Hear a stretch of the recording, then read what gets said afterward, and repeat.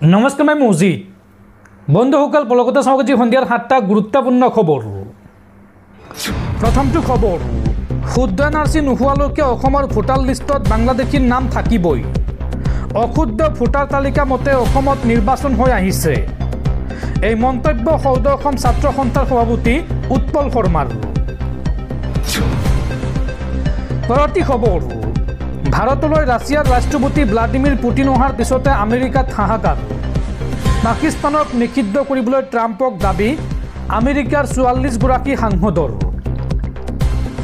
ভাৰতলৈ পুটিন অহাৰ পিছতে আমেৰিকাত হাহাকাৰ।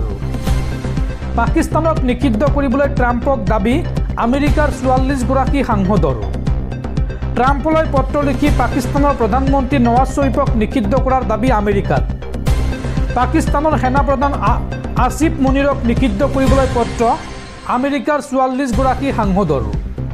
এই পত্ৰত পাকিস্তানৰ প্ৰধানমন্ত্ৰী আৰু সেনাপ্ৰধানৰ ভিছা প্ৰত্যাহাৰ কৰিবলৈ দাবী। পাকিস্তানত বৰ্তমান সেনাৰ চৰকাৰ চলি আছে বুলি অভিযোগ কৰা হয় এই পত্ৰখনত। পাকিস্তানত আমেৰিকাৰ নাগৰিকক হাৰাশাস্তি কৰাৰো অভিযোগ উত্থাপন কৰা হৈছে। পাকিস্তান চৰকাৰে নাগৰিকৰ অধিকাৰ খৰ্ব কৰাৰ অভিযোগ কৰা হৈছে এই পত্ৰখনত।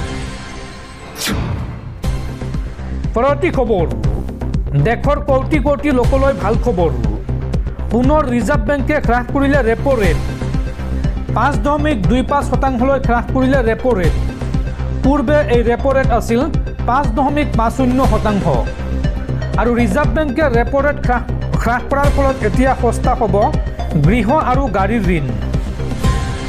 দৰ্শকসকল, আৰু বহুতো গুৰুত্বপূৰ্ণ খবৰ আছে। তাৰ আগতে আপোনাক জনাওঁ যে যদি আপুনি এতিয়ালৈকে এইটো ভিডিঅ'ত লাইক কৰা নাই তেন্তে এতিয়াই ভিডিঅ'টোত লাইক কৰি দিয়ক। আৰু এনেকুৱা ধৰণৰ ভিডিঅ'সমূহ নিতৌ চাবলৈ চেনেলটো ছাবস্ক্ৰাইব কৰি কাষত থকা বেল আইকনটো প্ৰেছ কৰি ৰাখক। পৰৱৰ্তী খবৰ, আজিও দেশজুৰি ব্যাহত ইণ্ডিগো এয়াৰলাইন্সৰ বিমান সেৱা।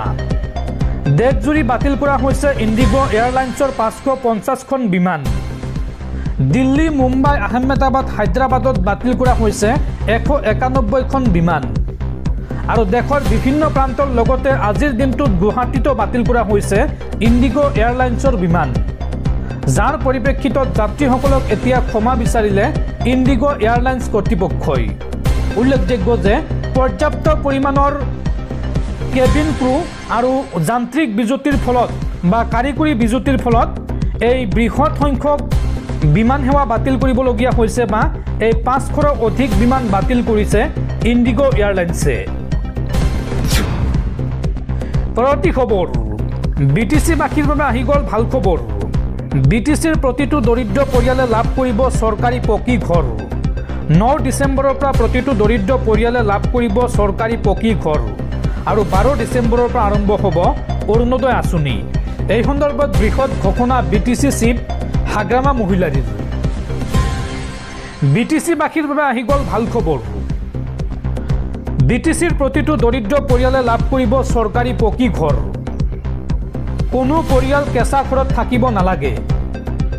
9 ডিচেম্বৰৰ পৰা প্ৰতিটো দৰিদ্ৰ পৰিয়ালে লাভ কৰিব চৰকাৰী পকী ঘৰ। আৰু 12 ডিচেম্বৰৰ পৰা আৰম্ভ হ'ব অৰুণোদয় আঁচনি। BTCৰ নিবনুৱা যুৱক যুৱতীসকললৈও ভাল খবৰ দিলে BTC প্ৰধান হাগ্ৰামা মহিলাৰীয়ে।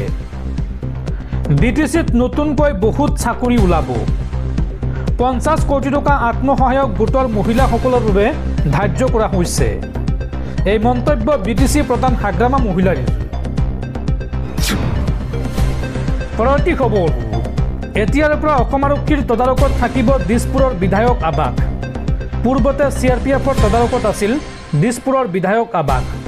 আৰু এই সন্দৰ্ভত উচ্চপদস্থ আৰক্ষী বিষয়াই তন্নতন্নকৈ নিৰীক্ষণ কৰে বিধায়ক আৱাস।